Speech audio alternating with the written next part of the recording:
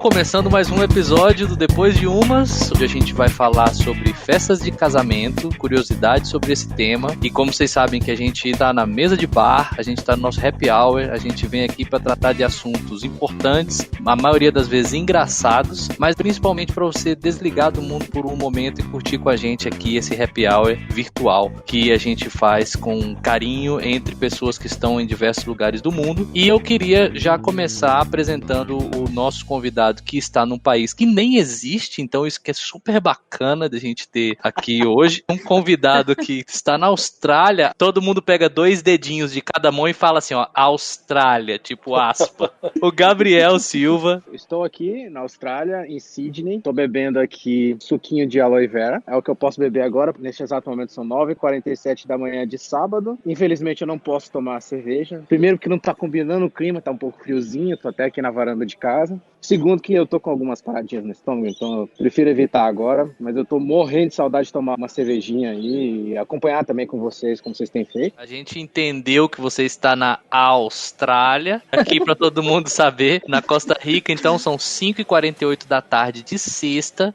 No Brasil são 8h48 da noite de sexta e o Gabriel já está lá adiante no sábado às 9h48 da manhã. Então, por isso, obviamente, independente do seu problema de estômago, eu fico feliz que você está tomando um suco. Gabi, conta pra gente por que você tá aqui, quem você é, o que você faz, onde é que você tá e o que você tá bebendo. Bom, eu sou Gabi, esposa do Fred. Como o Fred, eu tô no Canadá. E hoje eu tô bebendo um vinho tinto Merlot, apesar que tá bastante calor. Vinho na sexta-feira é uma tradição aqui em casa. Pelo menos pra mim, né? Fred quebrou essa tradição há muito tempo, mas eu continuo, firme e forte. Boa. Quantos graus tá fazendo aí, mais ou menos? 35, 32 graus. Tá um clima maravilhoso. Este é o Canadá que eu amo, de paixão. É lógico, porque quem saiu do frio do hemisfério norte, de quando faz um frio danado lá no Game of Thrones ali na região, então agora sim você tá num lugar com mais calor, que bom. Deixamos de estar pertinho, com a distância assim, tranquila, pra ir pras Olimpíadas de Inverno de Mossoró. Perdeu, cara. Não vai dar. Toda a equipe se preparando lá pro Winter Games Mossoró e você perdeu. Então agora, passando a palavra aí pro nosso integrante residente, Léo, de onde está falando e o que estás bebendo?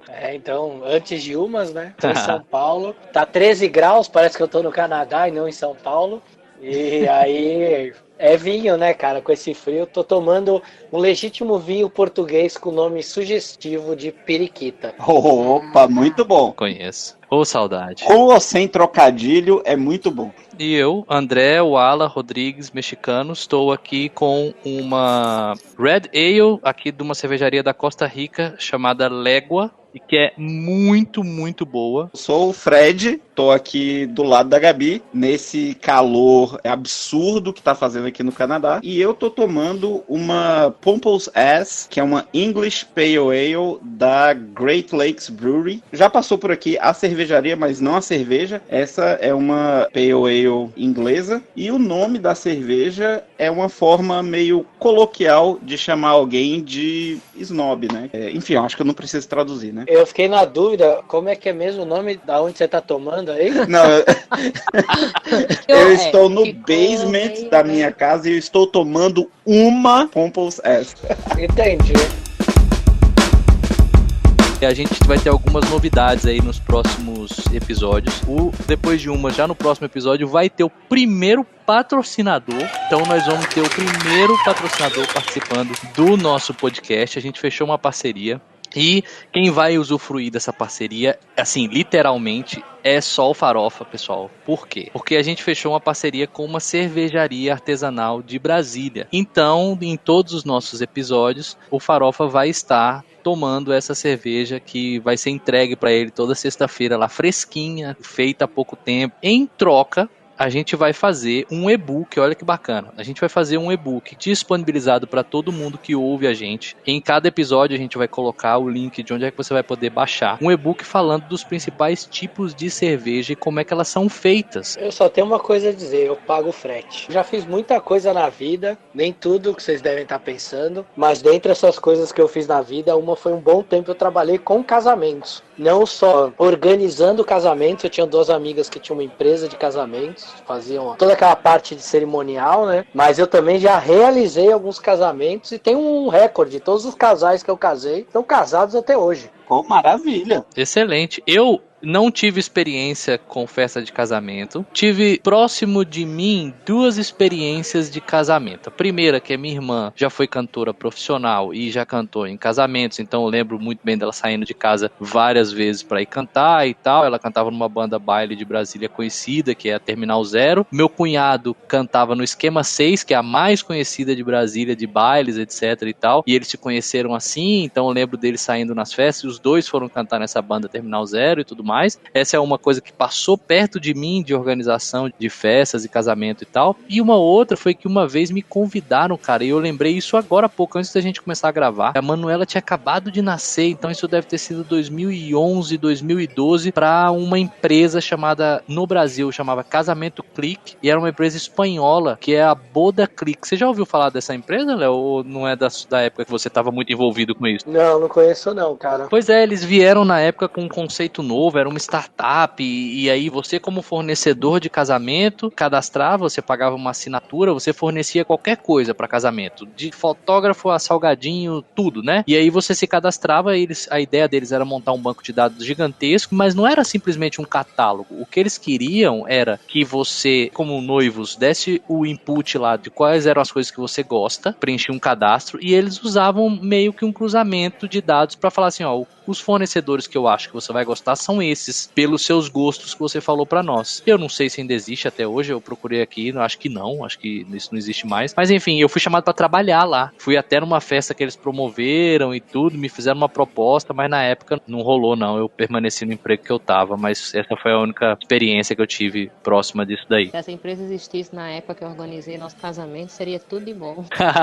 Esse era o público dele, exatamente essa declaração que você falou. As pessoas ficavam super malucas procurando aí coisas pra fazer, pra contratar e etc. E aí, Gabi, aproveitando que você começou aí a comentar, queria que você então falasse quais são as dificuldades que uma pessoa normalmente passa ou passou há muitos anos atrás pra montar uma festa, pra gente fazer uma análise se isso ainda existe hoje. Assim, né? Eu e Fred, a gente tem 13 anos de casado, né? Então, assim, 13 anos atrás, quando a gente decidiu, nosso perfil era um perfil diferente por quê? Porque a gente tinha nosso plano de vida bem estabelecido, né? Nós já tínhamos planos de vir para o Canadá e nós tínhamos outras prioridades. E eu acho que, assim, nisso, eu e Fred, a gente combina bastante porque a gente não é muito... Eu nunca fui muito chegada a esse glamour, essa festança, tem que ter isso, tem que ter aquilo, barará, essas coisas assim. E também a gente estava naquela fase já planejando o Canadá, então nosso objetivo era já economizando. E a gente tinha outras prioridades. Por exemplo, a gente queria, uma lua de mel bacana. Isso a gente queria investir. Então a gente estabeleceu algumas coisas nas quais a gente iria realmente investir no nosso casamento. Mas desde o princípio a gente determinou que a nossa festa iria ser uma festa bacana, dentro do que a gente planejou, mas que não seria uma festa cara. Não gostaríamos de gastar muito dinheiro, porque a gente sempre achou que, assim, nossos amigos, pessoas que iriam estar lá por nós, para celebrar o nosso casamento. A gente ouviu isso muito de vários amigos nossos. E no início, né, tem aquela coisa do cerimonial. Aí eu fui atrás, comecei a achar muito caro, então nós decidimos que nós queríamos contratar um cerimonial só para o dia. E então eu também decidi a participar de tudo. Então eu fui atrás de convite, eu fui atrás de degustação de doce, porque quando você contrata o cerimonial, pelo menos na minha época era assim, desde o início, ele vem te apresentando os fornecedores. Eu fui catando, achando os fornecedores que estavam dentro do que eu queria, do que eu buscava, em relação a preço, e principalmente a preço naquela época, e também uma coisa que eu gostasse, me deixasse feliz, satisfeita, né? Uma das minhas... E só fazendo um adendo, ela teve que fazer tudo isso praticamente sozinha, porque na época eu trabalhava na TI da Caixa. O casamento já estava em frangalhos antes de começar. Antes de começar, o negócio já não estava indo muito bem, brincadeira. Não, porque eu trabalhava na TI da Caixa e os meus horários eram um pouco não usuais. Eu entrava às 10h30 da manhã e saía às 7h30 da noite. Então, no horário que eu saía, já estava tudo fechado. Então, ela praticamente teve que resolver tudo do casamento sozinha. Claro, meus pais foram acompanhando ela e tudo. E eu me lembro de ter participado de pouca coisa. As únicas coisas que eu participei foi... Degustação de docinhos. Eu fui numa degustação de docinho. O buffet era de uma família amiga dos meus pais, então eles fizeram a degustação também num fim de semana, para que a gente pudesse estar lá todo mundo junto. O DJ também, que a gente conseguiu... É porque a parte musical da família é Fred. Até porque a seleção musical foi toda minha, inclusive da cerimônia. Tem uma história engraçada também, que uma das partes que eu meio que sem querer escolhi também foi a questão do carro e do motorista que foram levar a Gabi para a igreja. Mas que a gente esqueceu. Que a gente esqueceu e aí no final eu acabei A resolvendo. gente lembrou praticamente na semana do casamento. Mas aí continue aí com seu raciocínio. Então, assim, como eu comecei a pesquisar, fui lá atrás, tal, corri atrás, eu percebi uma coisa, assim, tão grande que já era, na época, a indústria do casamento. Era uma coisa impressionante, assim, uma coisa puxava a outra, puxava a outra, puxava a outra. Tem algumas pessoas que diziam assim, não, você tem que fazer isso, você tem que ter isso. E eu, na minha cabeça, talvez eu seja uma noiva, sei lá, meio fora da curva, porque também eu lembro hoje, inclusive eu lembrei disso hoje, os meus 15 anos também foi algo super simples, eu fiz em casa. Minha mãe quer a festa? Não, não quero. Minha mãe praticamente me convenceu a fazer algo, então acho que eu sou meio assim mesmo. Voltando ao casamento, aí eu comecei a ver, um exemplo, eu fui a alguns cerimoniais, buscar aquele serviço que eu queria só no dia. E todos, obviamente, né, eu obviamente respeitava, queriam me oferecer. Não, mas porque eu já comecei a ver, eu já tinha começado a ver convite, já tinha começado a ver os docinhos, já tinha começado a ver tudo, então não valeria a pena eu contratar. Eu tava gostando do processo, participar, escolher, eu ir lá e tal, pesquisar tudo. E teve uma situação interessante,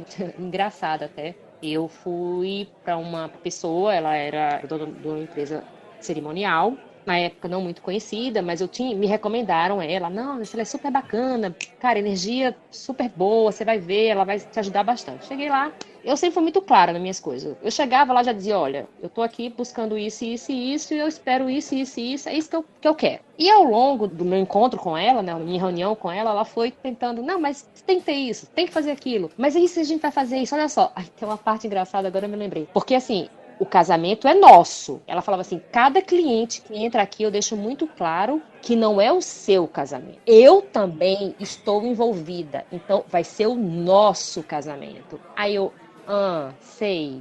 E aí teve uma hora que ela começou a falar de criar um lounge, que a gente podia fazer isso, colocar uma decoração ali e acolá. E eu falava assim, não, mas você não está entendendo, assim, né? Eu expliquei novamente o que eu estava buscando. E aí, em determinado ponto, ela virou para mim e falou assim, então, Gabi, eu acho que você não é o perfil do cliente que eu posso atender.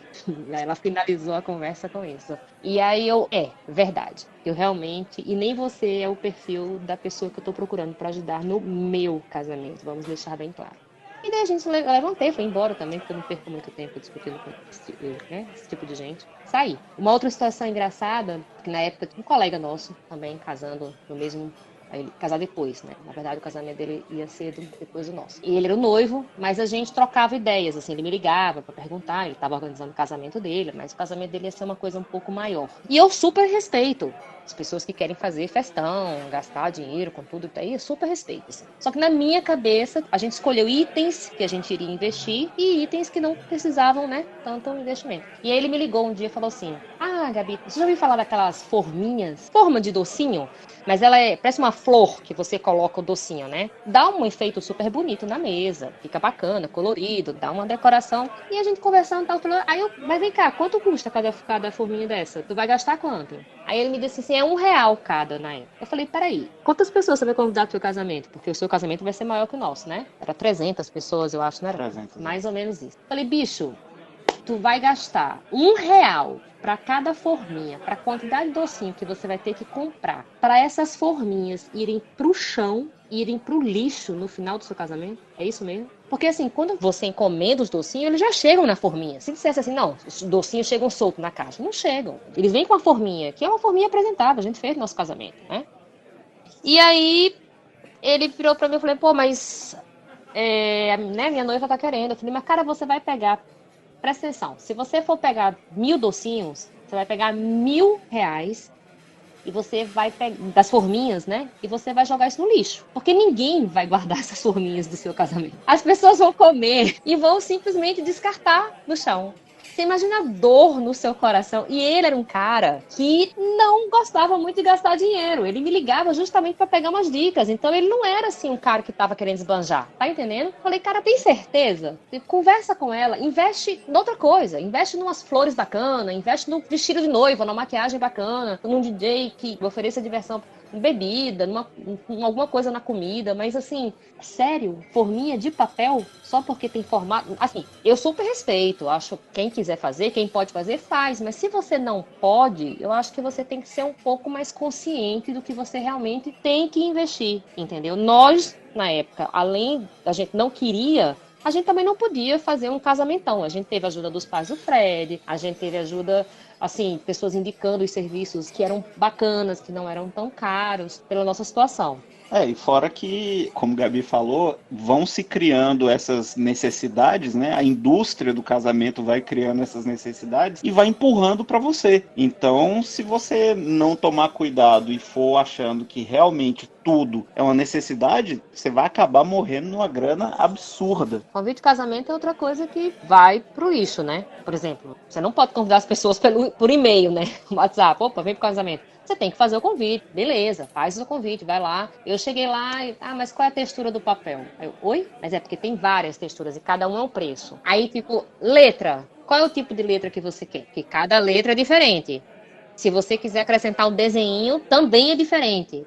Se quiser acrescentar, sei lá, um papelzinho dobrado, também. Falei, aí depois vai pro lixo também, né? Sim, meu pai tem uma gráfica desde 1996, então eu sei bem como é. Atendi muita noiva que você via que tava com muita dificuldade, cara, mas que escolhia um convite que era caro e etc, etc. E com essa ideia de que tinha que ser algo memorável, etc. Isso tem mudado um bocado. Eu vou abrir pro Léo pelo seguinte gancho que você me deu, Gabi, que é, quem pode fazer, faz. Então, Léo, o que você já teve de experiência de quem podia fazer e fez mesmo? Tipo, o dinheiro não era problema. Eu já fiz alguns casamentos em que o dinheiro não era problema, desde a noiva chegar de helicóptero no casamento até de ter gastos a ser acima de 2 milhões de reais no casamento, com show de Ivete Sangalo. Então, quando a pessoa tem grana e ela não tem preocupação de gastar no casamento, aí, cara, você vê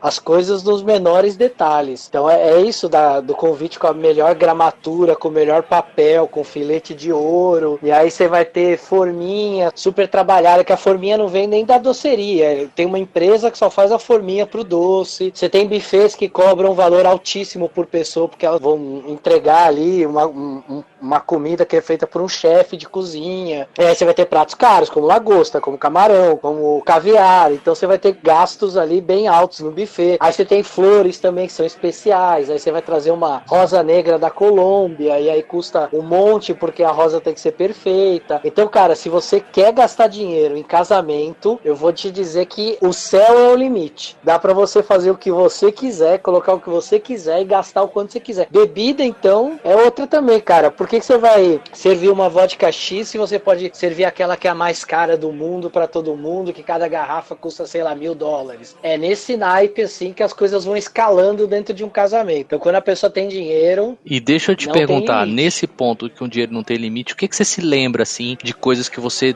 não acreditou? Uma coisa que saltou muito aos olhos, que você achou assim, cara, é muita grana pra isso. Ivete Sangalo vai cantar? Tem que ser caro mesmo. Não tem como ser barato. Mas outras coisas que você acha assim, cara, não é possível que a pessoa tá gastando essa grana nisso. Porque a gente tá falando de R$1.000 das forminhas, mas que pra um casamento desse que você falou agora, aparentemente isso passava que não se via esse valor, né? Era um valor irrisório. Mas o que realmente saltou assim aos seus olhos? Que você falou, putz, grilo, isso aqui é fora de lógica. Tiveram algumas coisas. Por exemplo, teve uma vez que num casamento eles queriam que na hora que a noiva e o noivo falassem sim, um monte de borboletas voasse. E aí eles trouxeram caixas e caixas de borboletas Olha da aí, Bahia para poder na hora.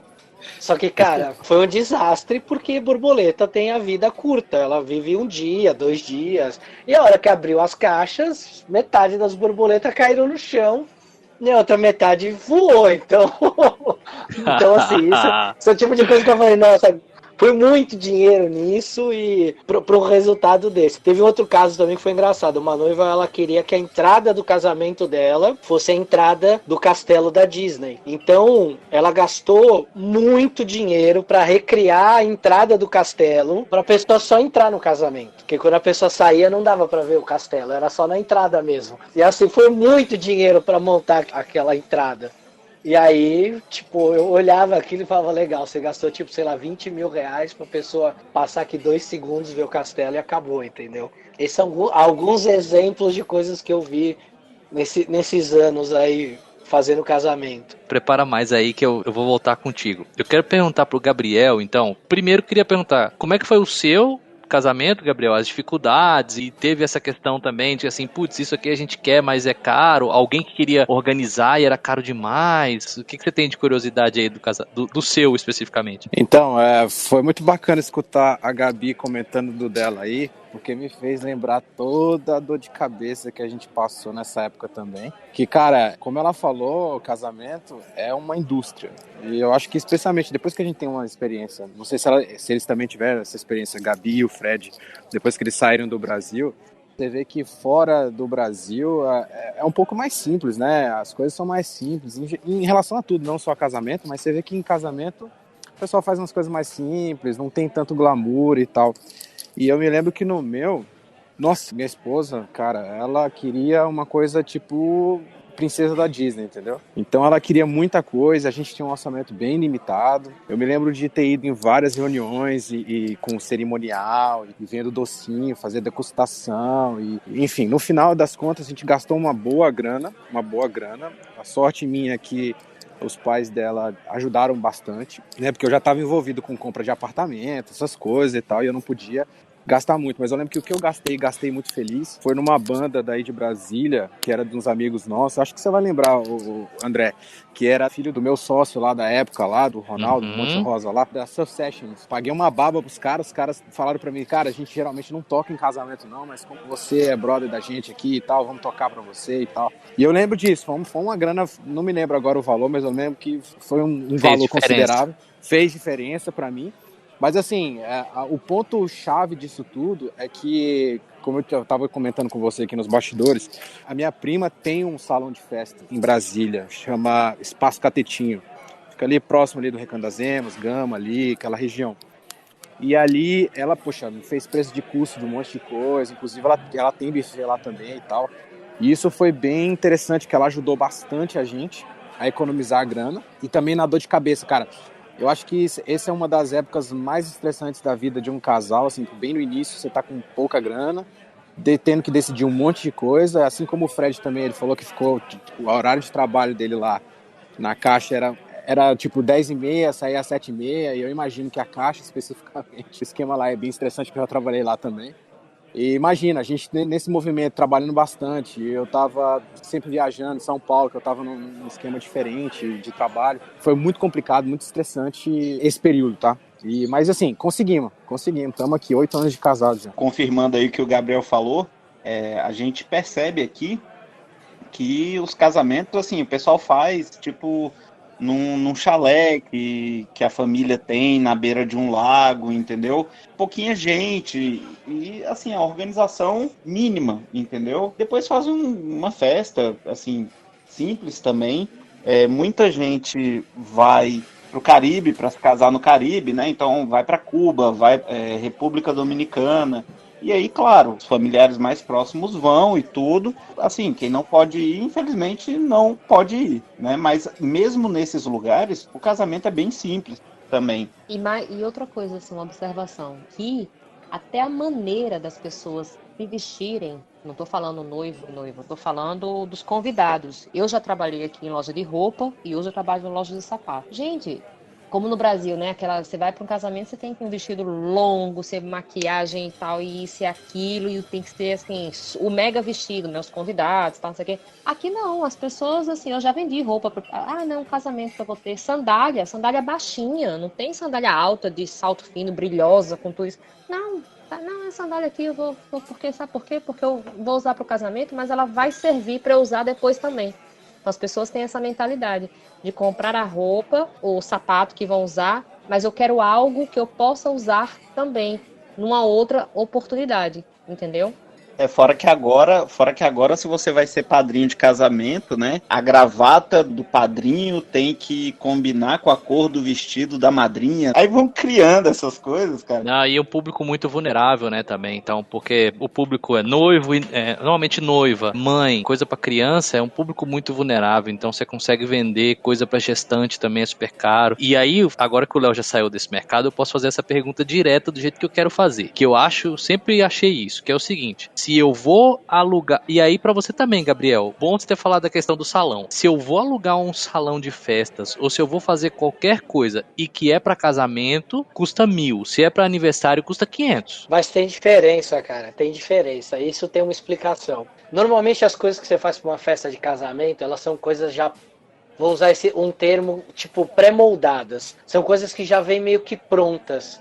E você não tem muito o que fugir daquilo. Então, quando você vai fechar, por exemplo, um buffet, ter uma festa infantil, você pode contratar a festa do Peter Pan no buffet. A festa tá pronta, cara. Os caras têm tudo. Casamento não. Casamento, a noiva troca cor, a noiva troca formato de forminha. A noiva tem os gostos dela e os gostos da noiva que fazem o casamento ser mais customizado e mais personalizado. Quando você fala de salão, por mais que festa infantil suje salão, festa de casamento quebra muita coisa. Festa infantil é copo de plástico. Casamento é copo de vidro e quebra muito copo de vidro. Então os custos para o mercado de casamento normalmente são mais altos por causa de uma personalização, por causa das questões da noiva, mãe da noiva, noivo, e porque você tem muita perda de material, de louça, às vezes até danos em salão, porque, pô, cara, casamento é um monte de adulto bebendo até 5, 6 horas da manhã. Eu já peguei casamento que os noivos não queriam ir embora, pagaram a multa de hora extra, o casamento começou 5 da tarde, acabou 8 da manhã, e a galera tava tão bêbada que destruiu o salão inteiro. Então isso é um baita de um prejuízo. Claro que depois por contrato, os caras cobram, não sei o quê, mas aí o salão tem que reformar, o salão fica fechado por causa disso, é data perdida. Então tem um motivo de ser mais caro sim, tá? Sobre esse negócio de perda de material, fora a galera que vai e subtrai canequinha de Moscow Mule no casamento da cunhada, né, velho? Exatamente, essas perdas são computadas, mas eu vou ter que dar o contraponto.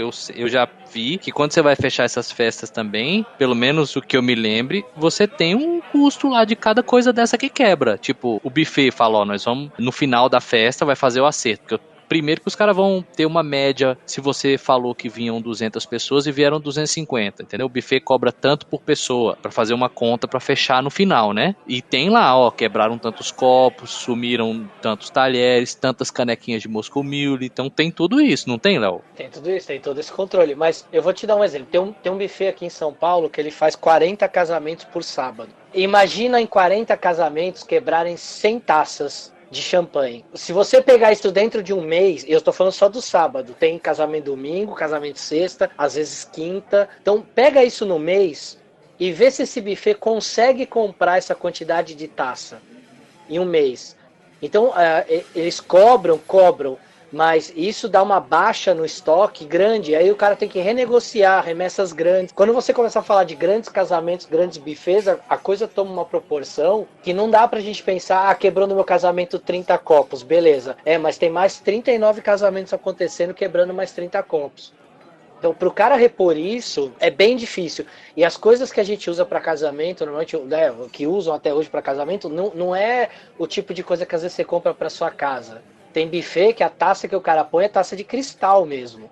Não é taça de vidro. E quebrar uma taça de cristal é um negócio caro. Repor uma taça de cristal não é fácil. Então tudo isso é levado na conta. Você paga ali uma taxa, paga. Mas depois o cara tem que ter todo um setor de compras que ele tem que manter dentro do buffet para repor as perdas. Tudo que ele tem que renegociar. Às vezes ele não tem fornecedor mais para entregar aquele tipo de material. Ele tem que achar um outro fornecedor, que é um cara mais longe, que cobra mais caro para mandar. Então, cara, é um mercado muito grande que movimenta muito dinheiro. Muito maior do que eu imaginava quando entrei nisso. E aí a hora que você vai vendo como ele funciona, você vai vendo que não é tão simples quando a gente olha de fora. Eu não tenho a menor dúvida que é super complicado e que tem vários problemas para resolver. E eu entendo também, fiz a pergunta e tenho uma opinião minha que é o seguinte: um aniversário, e aí falam isso, eu já ouvi essa frase várias vezes, aniversário tem todo ano. casamento é uma vez só. Não pode errar. Você erra no aniversário, numa festa de aniversário que alguém contratou e tal, isso é mais ou menos. Agora, quando você erra num casamento, aí é pesado, né? Isso é muito importante. Como eu disse, se você constrói para um aniversário um tema de festa, aquele tema de festa ele dura meses. Se você constrói para o casamento a entrada do castelo da princesa da Disney, aquilo é só para aquele casamento. E aquilo tem que dar muito certo, aquilo tem que estar muito perfeito. Aquilo não pode desabar, não pode descascar na hora, aquilo tem que estar 100%. Tudo isso demanda gente boa, técnica boa, material bom, e aí tudo isso é caro. Para um aniversário, cara, se você colocar lá um Peter Pan colado num contorno de isopor, tá lindão. Coloca isso num casamento para você ver se fica lindão. Você tem que colocar um negócio com acabamento melhor, mais bonito. Então, o custo é maior mesmo, cara. Não tem jeito. Claro que tem algumas coisas dentro do mercado de casamento que quando o cara vai alugar para um casamento, sei lá, você vai alugar cadeira para uma festa infantil para o casamento. Teoricamente, a gente tá falando a mesma coisa, certo? Mas o cara cobra mais caro pro casamento. Por quê? Porque ele sabe que a quebra vai ser maior. Deixa eu falar um negócio pra vocês aqui que a gente tinha comentado quando a gente decidiu essa pauta. E aí, depois eu vou abrir aqui pro Fred fazer um contraponto aqui. Vocês lembram que eu contei a história de um amigo que foi falar pro pai da noiva, né, e tudo que eles iam casar, etc, e que recebeu 60 mil reais? Lembra que a gente falou isso quando a gente tava definindo essa pauta aqui? Vocês lembram disso? Lembro. Contei pra Gabi a história, cara. Eu chamei ele pra participar e ele não pôde, mas ele acabou de me mandar um áudio aqui de 8 minutos contando a história, essa mesma história. Então, pra você que tá escutando, no final, depois que a gente falar de Austrália, eu vou colocar esse áudio dele pra vocês escutarem. Eu não escutei ainda, mas aí eu falei pra ele, é aquela história que a gente tinha falado?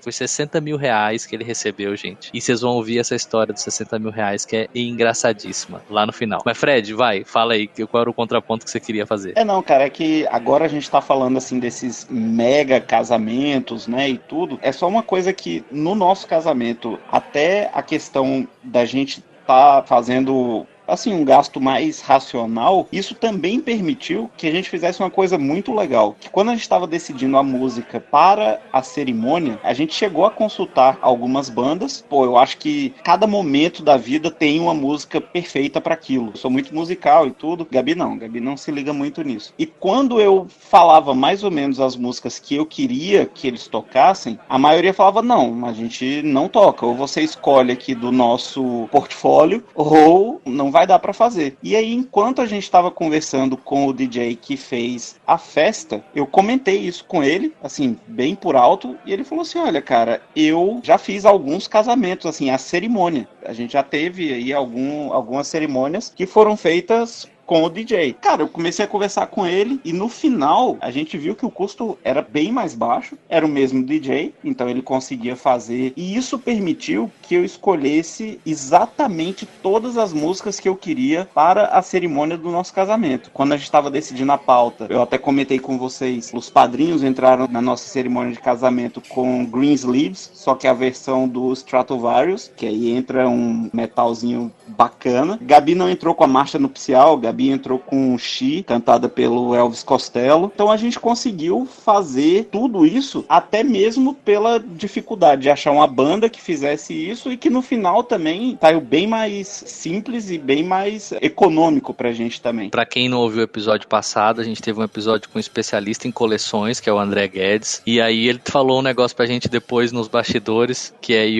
pegou no coração do Fred aí, que foi ele... O cara entrou com Fear of the Dark, né, velho? Exatamente. O meu comentário é muito pouco, porque eu não entrei na igreja, a gente não fez festa de casamento e tal, a gente meio que queimou a largada, Manuela atravessou total a rua com sinal vermelho, mas a gente não fez, mas pretende fazer. A gente fez depois um casamento civil e algo muito simples assim pra família ali que tava muito próximo. E eu tenho uma consideração a fazer que eu sempre comento sobre essa questão de festa. A gente pode fazer um episódio de casamento 2, eu queria trazer minha irmã pra falar aqui, que, cara, desde o sapato que ela mandou vir no AliExpress, que ela comprou na China, o vestido de noiva dela ela comprou no AliExpress. O vestido de noiva dela veio. Corajosa. Eu não lembrei, cara, dessa história pra botar ela aqui. Depois teve uma mega frustração dela com a questão da filmagem e tal, e de um padrinho que atrasou, porque ela resolveu casar no dia das quartas de final da Copa do Mundo. Teve um padrinho que atrasou muito, um dos irmãos dela, não vou dizer quem é não, mas atrasou atrasou muito e o padre já tava meio agoniado. E esse irmão dela tava levando a dama de honra também, que ia começar a cerimônia. Então, velho, é um irmão complicado esse irmão dela. É uma dama de honra que atrasou, que atravessou o sinal vermelho e que fez com que o irmão dela não tivesse um casamento? Caraca, você tá investigando muito a minha vida, cara. Mas é isso mesmo, foi essa mesmo. Uma coincidência. Não lembrava desse assunto. Logo esse irmão que não atrasa pra nada, é um cara super pontual, e aí acabou que deu esse problema aí nas quartas de final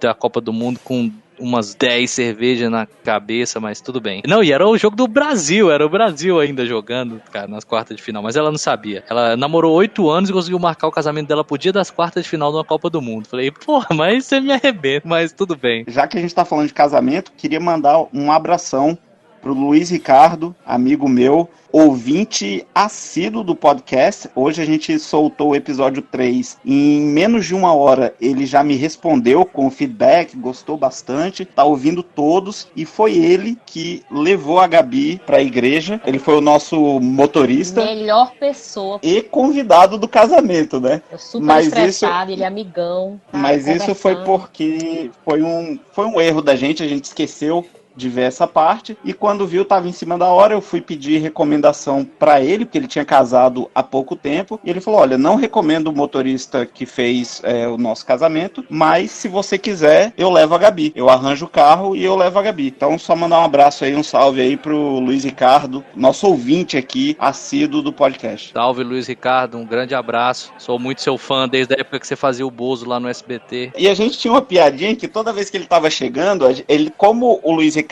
que fazia o Bozo, também participava do show de calouros, toda vez que ele tava chegando num lugar, a gente cantava Luiz Ricardo, lá, lá, lá, lá, lá, lá, lá. Senhora. Aí, ó, toda uma homenagem aqui no podcast pro cara, porque se ele mandou pra você um feedback antes, esse episódio que a gente lançou agora tem uns 40 minutos, 45 minutos mais ou menos, então ele ouviu na hora que saiu, né? Foi, e ele ainda falou assim, esse foi mais curtinho, né? Mas achei legal e fez os comentários. Cara, o cara sugeriu pauta, velho. Depois eu vou dar forward no áudio dele pro grupo, cara. Eu lembrei de uma proximidade minha com as questões de casamento agora e aí queria perguntar pra vocês uma curiosidade que eu tenho. Eu sou vendedor de gravata oficial dos casamentos que eu vou de amigos meus. Quase sempre me colocam pra essa função. No casamento da minha irmã foi igual, em vários aí. Primeiro, Léo, existe isso em casamento de rico? Nunca. Isso é considerado uma gafe no casamento. Eu ia falar disso, porque eu constrangia algumas pessoas. Isso que é o problema. Porque você imagina, o cara já teve que gastar uma grana pra se arrumar, gastou uma grana no seu presente, ainda chega no seu casamento, que a hora que você tá dando a festa pra ele, o cara ainda tem que bancar uma grana no casamento. Aí é demais. Era assim, vou contar pra vocês. Eu tinha que ter um cara, alguém ajudando, que ia com a gravata na mão. E eu ia com a tesoura pra cortar a gravata e me davam uma bandeja daquelas, né? Aquelas bandejas inox. E bicho, eu vinha... Nossa, a Manuela tá trazendo uma cerveja aqui pra mim agora, cara. Meu Deus do céu. Só um minuto, gente. Editor, bota uma bossa nova aí de pausa, por gentileza. 5 segundos. Pronto. Obrigado, meu amor. E aí, me dava uma tesoura e eu batia com essa tesoura nessa. Se me chamar até hoje, eu faço essa mesma coisa, viu, gente? Quem tá me ouvindo, não tem problema nenhum. Batia essa tesoura na bandeja inox e chegava na mesa e falava assim, tá bom, né? Cerveja tá gelada, salgadinho tá bom, festa tá boa, banda tá boa, tá tudo certo? Não, tá tudo certo. Eu falei, então agora é hora de pagar, meu amigo, porque aqui não é festa de boca livre, não. Vamos lá, tira o escorpião do bolso. Bicho, tinha gente que ficava constrangido, porque eu pegava meio pesado, eu acho, mas eu arrecadava muito. Pensei até aqui, devia ter chamado você pro nosso casamento, mas depois eu pensei, porque na época do nosso casamento isso era meio moda, né? A gente ficou super constrangido. Aí o pessoal, vamos fazer. A gente não queria e fizeram. Né? Não queria e fizeram. Quando eu vi, já tava fazendo. Chegaram com dinheiro pra gente. Devia ter chamado ele pra fazer. Eu vou procurar essa foto, uma foto que eu tenho com um leque de dinheiro, assim, um leque. A gente pegou o leque de dinheiro e tinha nota de 50, nota de 100, nota de tudo, mas de 10, de 5, tinha gente que sacaneava e tal, mas eu não me lembro bem, arrecadei. Bira, se você estiver ouvindo aí, um abraço pra você, arrecadei muito dinheiro no dia do casamento dele, no casamento da minha irmã também, no casamento da minha irmã teve um primo nosso, Alex, um beijo pra você, eu vou revelar isso agora, não sei se você vai ouvir esse podcast ou não, alguém da minha família vai ouvir ou não, o Alex meteu um cheque de R$1.000 na mesa, isso já tem anos que minha irmã casou, vai fazer agora. Tu devia ter ganhado dinheiro com isso, vou no seu casamento pra fazer o corta-gravata, devia ter vendido seu serviço. Começa a vender esse serviço, dá futuro, velho. Devia ter vendido o serviço lá. Sou o homem que vai conseguir cortar sua gravata, bora. Não, mas tinha gente que ficava meio chateada. Eu deixei a carteira, eu não trouxe. O que eu falei, mas como é que você vem pro casamento? Você sabe que todo casamento de pobre tem que cortar a gravata, cara. Então, assim, não mete essa. Obviamente que aí, como vendedor, eu via que a hora que o cara já não tava de gracinha pro meu lado, eu saía fora. Mas até então, era assim. E a outra pergunta que eu queria saber também, além de casamento de rico, é se vocês já viram isso por onde vocês passaram. Por exemplo, não sei se vocês já viram isso no Canadá, algo parecido, alguma forma dentro do casamento que alguém faz algo parecido com isso que o brasileiro faz ou não? De constranger os convidados? Não, eu acho que não. Eu acho que aqui não tem... A gente nunca foi no casamento aqui. Não, a gente nunca foi, mas assim, pelo que a gente ouve, eu acho que não. Porque o pessoal aqui é muito... assim, discreto, direto. As relações, mesmo com pessoas da família, são um pouco diferentes, né, do que acontece no Brasil. Esse casamento do Bira, por exemplo, casamento super bacana. Eu não me lembro se teve um melhor casamento que eu já fui, melhor festa de casamento que eu já fui. Dudu, um beijo pra você. A minha esposa sempre fala, Mônica, que o melhor casamento que ela já foi o do Dudu e da Samara. Realmente foi muito bom. Eu não me lembro, mas acho que eu vendi gravata no casamento do Dudu também e foi um casamento caro. Lógico que o cara não é rico, mas foi um casamento que custou uma baba. Então, eu acho que essa galera tá perdendo tempo. Léo, vira um negócio mais lúdico. Às vezes não constrange tanto, cara. Acho que você devia ver aí com o pessoal que ainda faz casamento que você conhece pra incluir isso no cronograma, no contexto da festa. O que você acha? É o que eu digo, tem público pra tudo, né? Tem uma galera que participa disso animado. Já fui em vários casamentos que isso aconteceu. Mas, cara, a galera que gasta uma bica em casamento não curte esse tipo de coisa, não, cara. Mas festa aí, entre aspas, na Austrália, de casamento? A que eu fui convidado aqui de australiano, acabou que eu não fui, mas eu vou te dizer mais ou menos como é que funciona. Basicamente, aqui, brasileiro que casa, que já são um casal de namorados e tal, coisa assim, ou não são casados no Brasil ainda, então eles resolvem casar aqui. E é uma cerimônia muito simples. Basicamente, eles fazem isso para visto, para poder um usufruir do visto do outro, entendeu? Para não ter que ficar aplicando um visto separado e tal, e os dois poderem estar no mesmo visto. Mas em relação ao casamento daqui da Austrália mesmo, é interessante porque... foi o que eu falei no início, né? Não tem essa glamorização que tem no Brasil, né? Essa fábrica, essa indústria do casamento é muito diferente, até como a Gabi estava falando aí também. A forma do povo se vestir é também completamente diferente. E aqui, eu estava comentando contigo no outro dia, que eu me lembrei, esse meu amigo aqui australiano me convidou, ele estava casando com uma amiga nossa brasileira, e eles fizeram um casamento em Brisbane. Para quem não sabe, Sydney aqui é uma cidade costeira, litorâneo, então a gente tem praias bonitas e bacanas, bem próximos da gente, que a gente pode fazer cerimônias aqui, ou coisas assim, aproveitar bem o que a gente tem aqui em Sydney. Mas ele resolveu ir para Brisbane, um pouco mais para cima. Brisbane, na verdade, não tem praia, né? Ele foi para Gold Coast ali, West Sundays, um lugar mais legal. E aí, cara, eu me lembrei muito do filme American Pie, que ele foi casar e aí o pessoal se reuniu no hotel e tal. Mas assim, foi pessoas muito próximas, foi um casamento muito simples. Eu não fui porque eu tava trabalhando, então não podia me dedicar, porque foi tipo uma quinta-feira, uma coisa assim que, na minha opinião, não tinha nada a ver, né? Um dia e tal. E foi de tarde, uma quinta-feira, 1h da tarde. Vi as fotos, vi as filmagens e tal, foi uma coisa muito simples, foi na praia, foi lindo, assim, foi muito bacana de ver, mas foi uma coisa muito simples, então completamente diferente, as tradições, a cultura, completamente diferente do Brasil, mesmo tendo uma noiva sendo brasileira, então já meio que incorporou a cultura australiana, e assim, essas são as experiências que eu tenho, uma que eu não acabei não indo, mas participei, eu consigo ver que aqui tem uma diferença gritante em relação às culturas do Brasil, mesmo os brasileiros casando aqui. Como último ponto meu aqui pra gente mudar de bloco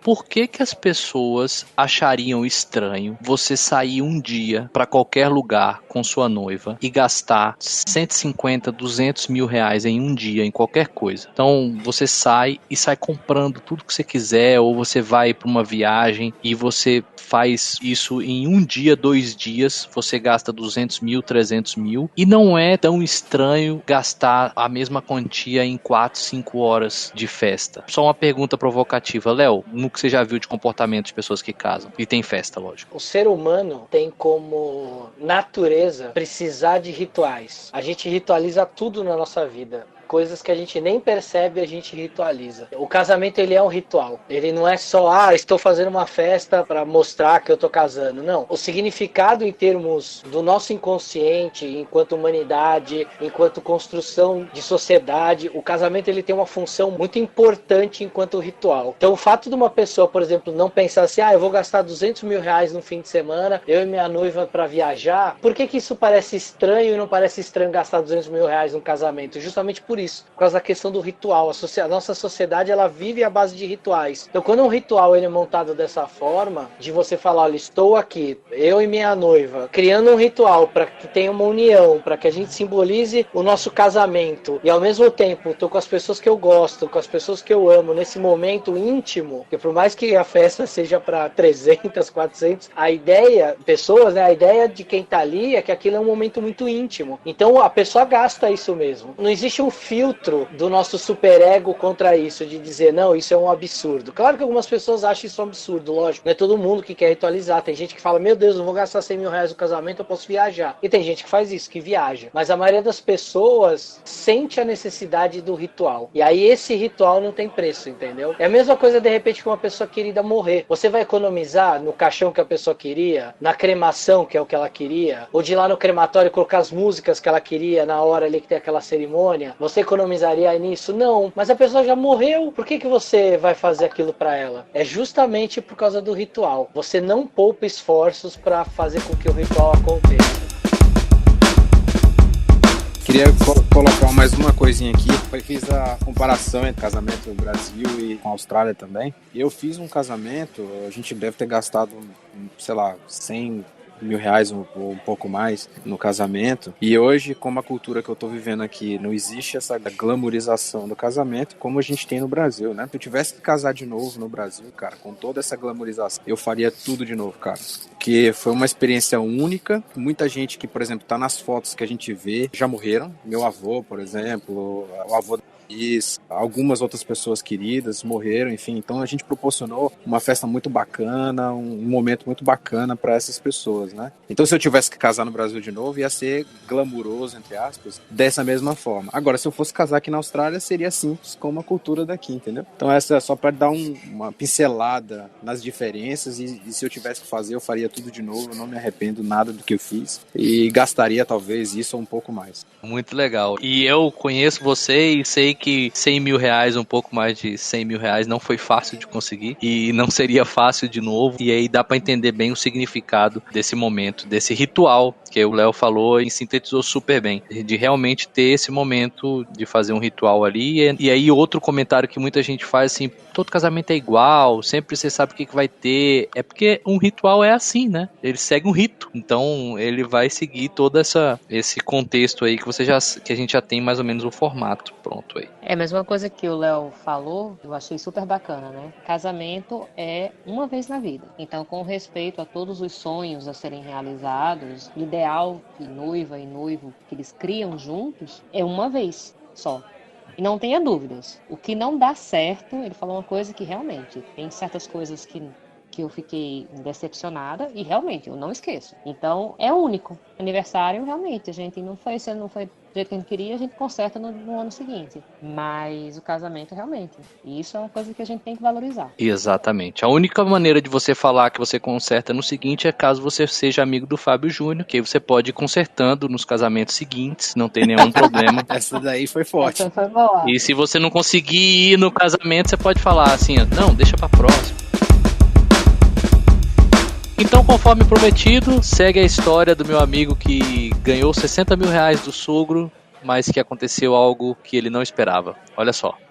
Bom, namorava com uma menina e tal, minha ex-esposa. Aí nós resolvemos que a mulher botou a pistola na cabeça e falou, e aí, vamos casar? Falei, uai, vamos.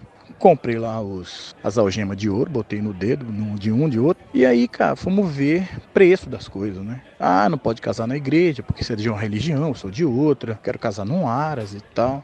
Aí fomos ver o preço do aluguel do Aras. 4 horas e meia ou 5 horas, 20 mil reais na época. Ela, não, tá barato. Eu falei, eu ganho um pouco demais.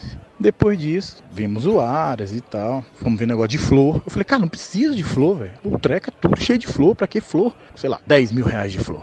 Falei, caramba, a flor murcha e vai jogar fora 10 mil reais pra ficar 3 horas. E tudo muito caro, bife caro, tudo caro.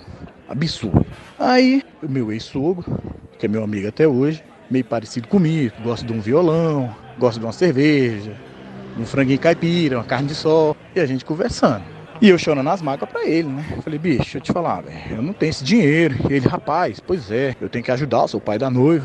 Falei, pois é, bicho, esse negócio tá caro demais, como é que nós fazemos? Ele falou aí, conversando e tal, tomando cachaça e tocando violão, conversando, só nós dois. Aí ele chegou e falou, rapaz, eu tenho uma ideia. Eu falei, qual a ideia? Ele falou, ó, deixa eu te falar, a gente tem a chácara aqui, então a gente faz o seguinte, chama seus parentes, ela chama os dela, e vou fazer o seguinte, eu tenho umas vacas ali, eu vou pegar uma vaca, vou trocar tudo em carne de primeira, você contrata os amigos seus pra ficar tocando aqui, e em vez de um dia de festa, a gente faz 3 dias de festa. Churrasco, a gente contrata uns meninos desses que tocam música sertaneja, outros que tocam pagode, outros que tocam outra música. E o pau vai cantar aqui durante 3 dias, de sexta até domingo. Eu tô com dinheiro sobrando ali, que é esse dinheiro desse casamento. Eu vou fazer o seguinte, ainda vou te dar 60 mil pra você começar a vida com ela. Falei, rapaz, não é possível não. Tô falando sério. Eu falei, então bate aqui, porra, beleza, bate aqui na minha mão. Pegamos na mão, abraçamos. Falei, pô, não tem jeito errado. Cara, em vez de 4 horas de festa, nós vamos fazer 3 dias. Vamos botar banda pra tocar. 3 churrascos, trocar uma vaca, tudo carne de primeira. Vai ser lá na chácara mesmo, não tem que ter aluguel de nada. Falei, bicho, não tem jeito errado. Melhor casamento do mundo, velho. Vou chamar os caras, meus amigos vão ficar tudo louco aqui. Uns vão dormir aqui no chão, outros vão dormir dentro de casa. Vai ser uma festa. Não tem jeito. Não, já vislumbramos tudo. Não tinha jeito errado. Aí nós falamos, nós não vamos falar hoje não, porque nós estamos bêbados. As mulheres vão achar ruim. Eu falando da minha e ele falando da dele, né? Amanhã a gente fala. Amanhã eu vou fazer um almoço. E a gente fala no almoço, não tem jeito errado. Eu falei, não, pô, a matemática é clara. Não tem jeito, 4 horas de festa, 3 dias de festa, não tem jeito errado. Beleza. Acordamos no outro dia, tomei banho, né? Escovei os dentes, fui lá, tal, café e não sei o quê.